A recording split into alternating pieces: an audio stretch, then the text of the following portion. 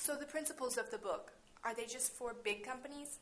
Well, that would be a common misnomer, given that many of the companies that I discuss in the book from a best practices perspective and systems perspective are larger companies, your Apple, your Googles, your IBMs, your Procter & Gambles.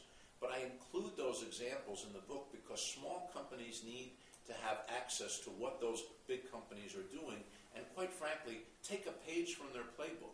We have always relied on small businesses and entrepreneurs to be the source of innovation and creativity and job creation and economic growth in this country. And that will never change.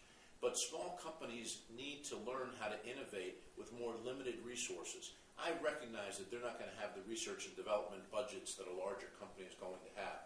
But the point of the book is to teach them to get access to those resources, to partner with larger companies, to get into more in-licensing, not just out-licensing. Small companies trying to develop technologies that big companies will buy or license or partner with them, that's very admirable. But in a time when access to capital is difficult, you need to think about which assets already exist inside a university, inside a government lab, inside a large company that is sitting, rotting on the vine, collecting strategic dust that small companies can in-license and then build systems around, distribution channels around, develop new markets around, build business format franchising systems around. Not all of the technology that small companies are using to foster their growth were developed within their four walls. They may have been developed by another company who's letting that asset sit stale.